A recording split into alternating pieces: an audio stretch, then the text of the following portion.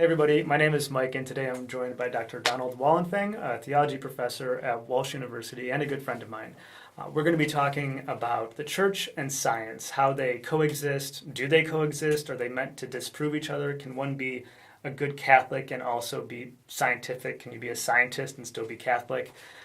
But before we get into that, I would like, if you don't mind, just to elaborate on a little bit the idea that theology was once considered the queen of all sciences, the study of God to be the queen of science, and how have we lost track of our history? Have we forgotten the history that Catholics, like the Catholic Church, effectively started the university systems that we know today, in that people would send their kids off to the monasteries to be taught by monks, and that is how the education system was started. And viewing science and education from that perspective, is it possible to say that the church is against it?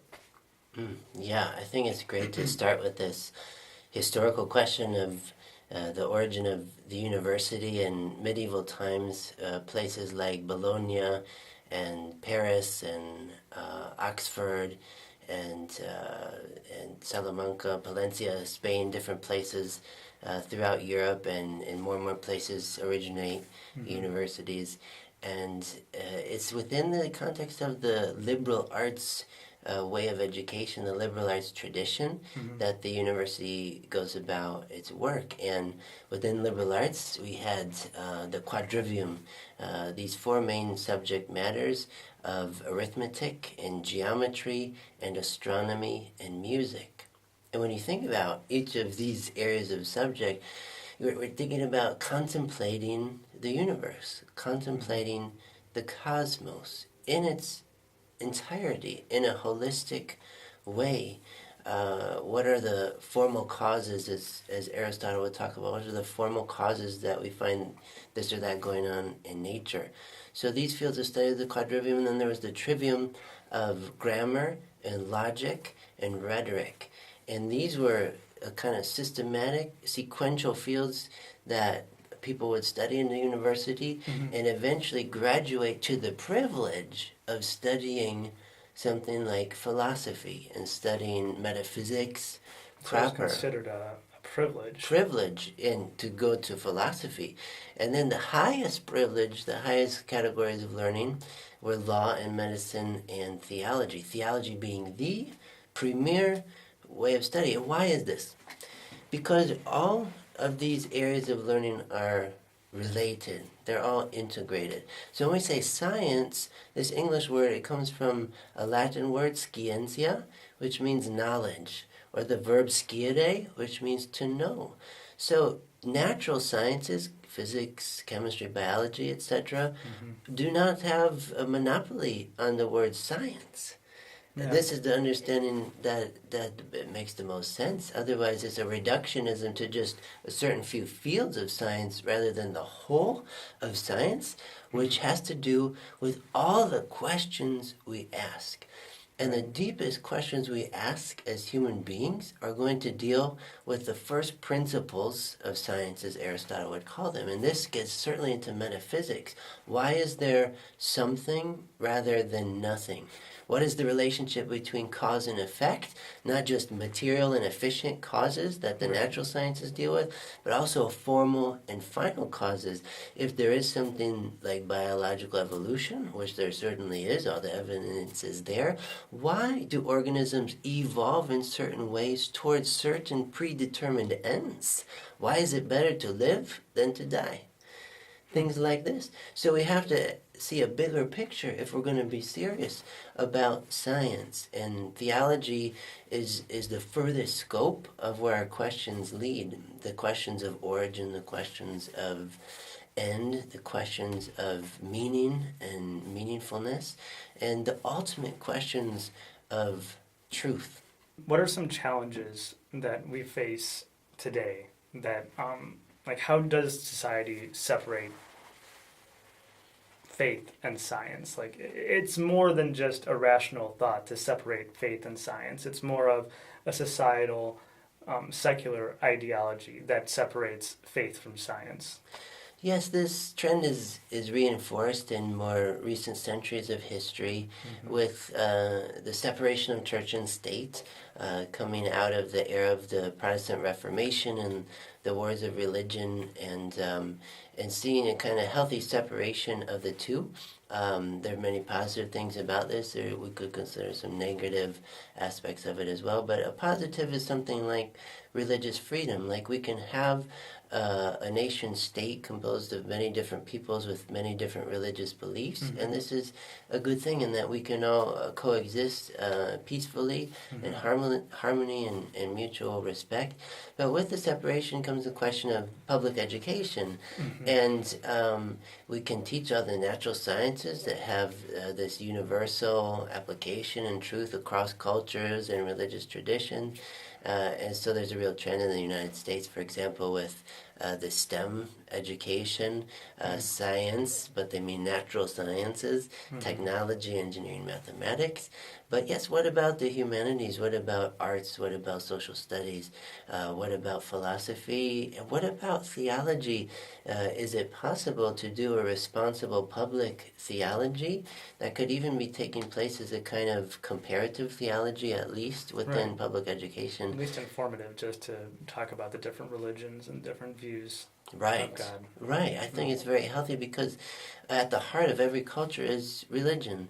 And that term religare, from the Latin, where we get the words ligaments, as that which binds things together. And so religare is to bind together again, even more strong. We think of chemistry, the double bonds and the triple bonds. Yeah. That's where the role of religion in people's lives is. It's, as Paul Tillich called it, things of ultimate concern, or as Friedrich Schleiermacher called it, this feeling of absolute dependence. What we live and die for is what we mean by religion. So I think to be responsible with the fullness of cultures around the world, everyone should be engaging in theology and be interested in theology because, yes, it is the science of God. And even if we want to talk about atheism and agnosticism, it's always only in reference to some concept of God. So we have You can't be no an choice. atheist if there's no God. Right. Yeah. An atheist is a protest against a certain concept of God. Yeah. The concept is never absent for anyone. It's there. So atheism, meaning put that A in front of theism, it means not God, or I don't believe in God, but I don't believe in that God or that concept of God. But the beauty of the question of God is, by definition, God is unlimited. God is incomprehensible. So therefore, it's always an open question for everyone. And I like how Joseph Ratzinger put it in his book Introduction to Christianity, where he says that every human being is exercising faith in some way. Even the atheist, they exercise faith in the form of doubt. They doubt that God exists, but they have faith In that doubt. Yeah, in the doubts about that particular God who they don't believe in. And for the believer in God, we have faith that pushes against doubt. But we're all in the same boat in this. I like how he puts it, no one can put God and his kingdom on the table before another. One cannot even do it for oneself. So it's this beautiful aspect of human freedom to believe or not to believe, to seek God or not to seek God, becomes the most decisive choice that we exercise because it involves the deepest aspects of who we are as human beings. Is there anything unique about Christianity in regards to natural sciences? What separates the Christian's faith in regards to natural science? Yeah, in contrast to other world religions, I think this is where Christianity really is very compelling in its message and its content about Jesus, about God becoming human. And this is what John Paul II calls the theology of the body, that the body is a premier place and source through which to pursue questions about God, inasmuch as God entered creation into human form, body and soul. So Christianity, of its very nature, is all about nature, Right. all about natural science, because God enters creation, enters the world of nature through the main door, and therefore the body enters theology through the main door, as John Paul II puts it. So when we're talking about something like the incarnation of Jesus, we're talking about the miracles of Jesus, the healing miracles, exorcising demons, resuscitating people who had died, and all of this, we have to be in conversation with natural science, and perhaps through metaphysics and phenomenology, to ask, how is this possible? How could this be actual, that this happens, that this event happens? So when we're thinking about the resurrection of Jesus from the dead, we're not talking about just a disembodied phenomenon. We're talking about a real flesh and bone and atoms and cells and everything up to make the human body being transfigured into a new state of being, but yet a continuity of being. So this is what's unique when we talk about redemption in Christian theology, as Paul does in Romans chapter 8, that in some way all creation is participating in this reversal of entropy, this reversal of this cosmic decline to chaos and a disintegration of being in a something like negative 273 point something degrees Celsius thermal equilibrium, where there's hardly any differentiation of matter, and there's no work, and there's no light, and there's no heat, and all of this, approaching what you might call null being. So the redemption proclaimed in Christianity is in direct conversation with natural science, to say that according to the laws of thermodynamics, entropy inverted. And it makes sense, because we can't say in the beginning was death, or in the beginning was entropy, or in the beginning was negative 273 degrees Celsius, because what do we experience right here, right now, on this video? Life. Right. Life, being, form, figure, rationality, intellect, free will, all these things. This is to say, in the beginning are these things par excellence, beyond description, what we call by the concept God. And so if natural science reveals to us that in the end, entropy, the maximum entropy, it stands to reason that in the beginning, it's maximum opposite. You just mic drop right there. Just end the video right there. I think we're good. Wow. What philosophical? I know at Walsh you're known for your love of phenomenology, but what philosophical methods do you think are most prudent to form a meaningful bridge between the church and science, or more of the scientific community with the church? Yeah, I think today, unquestionably, metaphysics, always metaphysics, and also phenomenology, and maybe first phenomenology, because it's an immediate appeal to experience. And nobody questions an appeal to experience. You can't deny something like desire. You have desire to eat, you have desire to love and to be loved, you have a desire to be happy. So very Augustinian in this respect, thinking of his Confessions, and why is it such a popular theological work?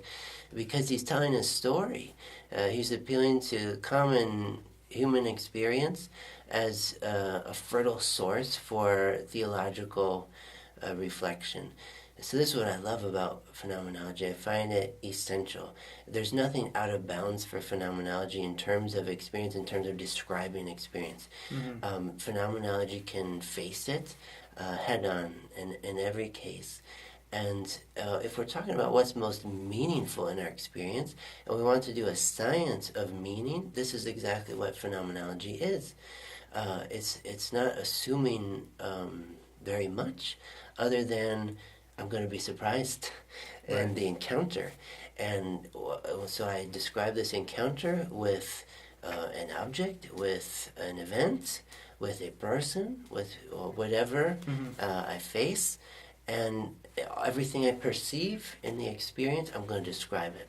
So phenomenology is never finished in this regard. Even the most simple experience, something like eating a pear or something, a juicy, rich, sweet pear, you could describe it on and on and on, the texture and the meaning that lights up, and maybe in relation to other experiences of eating different foods or where it's being eaten and what's going on and all these kinds of things. So phenomenology is very effective, and the founder of phenomenology, a mathematician turned philosopher, and early writing and working in the early 20th century, named Edmund Husserl. And Edmund Husserl is this German philosopher who instigates this new methodology called phenomenology. And many people get on the bandwagon early on. Max Scheler, Edith Stein, Hedwig Conrad Martius, and many others to follow, Martin Heidegger, and then disciples of disciples of disciples to the present day. So I consider myself a living disciple of a living renowned phenomenologist, Jean-Luc Marion, who I studied with, and I've written a lot about his work and hope to write more, and I really just love his work tremendously. And so I think phenomenology is one of the most, has the greatest potential to interact with natural sciences, because Edmund Husserl talked about phenomenology as a return to the things themselves, and not this kind of subjectivity, what's called epistemology, thinking about, but let's get back to the heart of things. Let's get back to the point. Let's describe things as they are, as they give themselves to us in perception. So the focal point for phenomenology is, first of all, the phenomenon itself and how it gives itself, how it signifies itself. Yes, I will interpret it, I will interact with it, I will call it names and describe it with language. But first of all, there's a givenness of the event, of the experience, of the phenomenon in itself, including the phenomenon of consciousness itself. We'll describe this in phenomenology. But for me, phenomenology is a science of all things science. It's the science of all science. So when we talk about theology is the queen of all sciences, but today, in the way people understand science as empiricism, phenomenology is as empirical as it gets, because the word empiric comes from this word. It means experience, again. So if we want to do a science of experience, it's not just the experience of the object. Let's talk all about the object that we manipulate in the petri dish, that we manipulate into the x-ray, that we manipulate in the laboratory of natural science. But we're talking about the science of meaning that gives itself to perception. So examples like we're able to interact with phenomena beyond the object, like something like joy or hope or love or empathy, all these different experiences we have that can't be reduced to physics, biology, chemistry, or even social behavioral science, psychology, sociology, anthropology. But we need a science that can penetrate even further than the kind of surface level of things. And that's what phenomenology does. All right, so in such a scientific and technological day and age that we live in, what is the point of studying theology? I know you had spoke about this in the very beginning, but just more specifically, what is the point in comparison to, it seems like science and technology are what rule our world today. So what is the point of studying something that we cannot that we might not always visually experience? Yeah, I think St. Augustine puts it so well in this text that so many people are familiar with early on in his Confessions, where he says, "You have created us for yourself, O Lord, and our hearts are restless until they rest in you." And the Latin there is cor inquietum, and a disquieted heart that is so restless and so dissipated in every direction. And I think with all of our technology and our smart devices and mobile devices and everything, there's no shortage of stimulation and entertainment in the way of technology. I mean, when I think about how many times I check my email on my mobile device during the day, it's scary to think about. It's dozens. And where's the time for quiet? And so theology is paradox, because it doesn't appear very exciting on the surface. Sitting in a quiet church or some quiet spot and seeking God. Mm-hmm. It's a paradox because, as St. Thomas More says, beware of the pleasures of the flesh that obstruct the pleasures of the soul. And so we're so accustomed to all these pleasures of the flesh and all the things that stimulate so quickly Mm-hmm. and expediently, the latest technology, the latest model. Latest phone, latest car, Yeah, anything. yeah, anything. It's also interesting. There's no shortage Mm-hmm. in a commercialized, materialist, secularized kind of world. And so it's a great paradox, in a sense, to sacrifice all of that and see what else there is. That would be my challenge to my brothers and sisters. Is, have you ever set it all aside and sought God with all your heart, all your soul, all your mind, all your strength? Mm-hmm. You can kind of get into Ignatian spirituality if you're investing so much time into like studying science, and not to say that it's not worth it, but if that's what you're spending all of your time studying in technology, if you take all of that away, do you feel at peace with it, or as you would put it, like peace or Mm-hmm. consolate, in the words of Thomas, just in the words of Saint Ignatius, you have like the spiritual consolations and desolations. If one was to devote all their time to technology, everything stirs the heart in the moment, like you were saying. We have endless distractions, but if you're saying to set it all aside, I'm kind of envisioning that as seeing where your heart is. Is it at peace, or is there emptiness and desolation? Because that is the true testament of where that desire is coming from, and if it is truly worth to being the center of your attention.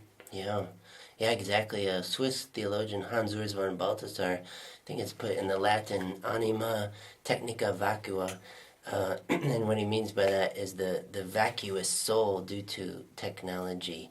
And I think we do get that real experience when we've gotten a sort of technology overdose or too much screen time, Right. and we just start to feel kind of yucky and kind of unfulfilled. And so this is where theology comes in, seeking the one who created us for himself out of love. And I truly believe, I'm convinced, as Jean-Luc Marion puts it in his book, The Erotic Phenomenon, that the deepest question we ask, does anyone out there love me? And I think that's what we're looking for through all of the apps, through all of the social media, and all the things and all the movies and the entertainment and everything else. We want to have some brush up against some caress with love, and Right. and I think even the rampant phenomenon of pornography in our time, as G.K. Chesterton put it, every man who knocks on the door of a brothel is looking for God.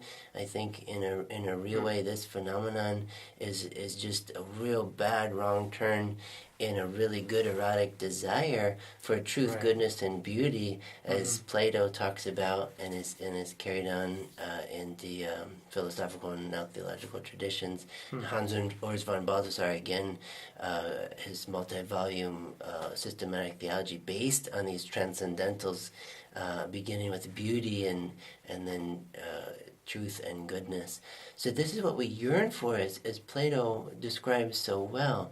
And we're not going to be satisfied unless we encounter the plenitude of beauty, of goodness, of truth. And this is what we mean by God.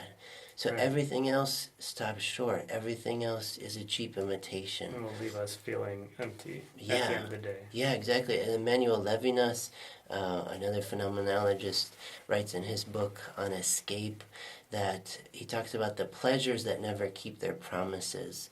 And so we chase after pleasure, after pleasure, after pleasure, only that they kind of leave us hanging, and then we fall back on Right. ourselves in a kind of misery of being, and kind of wallow in our shame and guilt if we examine our consciences but for a moment. And what I love about Levinas's work that goes the distance, what does keep its promise is the vocation to responsibility for the other person who faces me. And that's where theology takes us into a realm that's not so self-referential, that's not so self-absorbed, but is all about the good of the other, Right. and promoting the goodness and the welfare of the other person who faces me. Mm-hmm. And that's the human vocation writ large, to say the word responsibility. Right. And I love the wisdom of Uncle Ben and Spider-Man. Well, with great power comes great responsibility. I think Right. it puts it so well. Now, I had one more question, and it's just simply when you were describing phenomenology and the experience and the encounter, right? To me, that just it didn't. I don't want it to sound like I'm comparing it to relativism, but at the same time, relativism is very much like your own personal view of something. Like from my perspective, this is good, so it must be good. How does relativism differ from phenomenology, and how can we keep those two separate in our minds? Great question.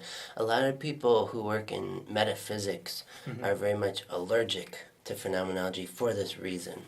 Right. They're very concerned it will lead to an unhealthy relativism, especially moral relativism, because if phenomenology is all about possibility, which it is, in describing possibility, then it seems very susceptible to indiscretion between what's good and what's not. Because if all is fair game for the descriptive method of phenomenology, there is no judgment that takes place that would put out of bounds certain experiences. So its greatest strength is also its greatest weakness in this respect. However, I would argue that authentic phenomenology, that responsible phenomenology, describes in such a way that there is this level of discretion in the comparative analysis between different experiences, different patterns of being. So it doesn't treat everything the same. It doesn't have this attitude of like sayings like whatever floats your boat, or you do you, I'll do me kind of thing. So it's not relativistic in the end, because it's aiming at descriptive precision. Okay. And it's also aiming at a fair and accurate distinction within the description. So So you have to proceed intentionally, though. You can't approach phenomenology from the perspective of it's my view. It's you're searching for the truth. Yeah. And it's describing the search for the truth versus just being okay with appearances. Yeah, that's exactly it. And I would argue further that we still need metaphysics, absolutely, in the end, to risk a judgment, to risk a truth claim of ultimacy, to name reality, not just an ideal world of possibilities or phenomenological givenness. But we need metaphysics to come back around to say, okay, I spent a lot of time describing, and here's this lifestyle, this way of living I find most authentic, and here is why.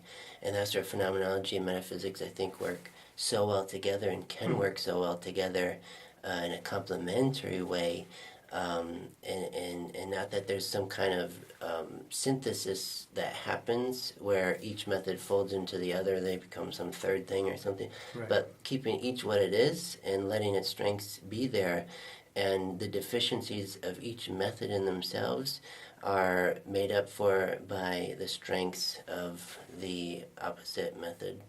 And this is what I call dialectical method, and then further as it is applied in theology. Really interesting. So, I hope this was a good video. I hope you found this interesting. I hope it answered any questions that you might have.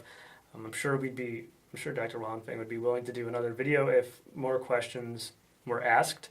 So if you have more in-depth questions regarding philosophy or theology, please just leave them in the comments below. Subscribe if you aren't already, and we will see you in the next video.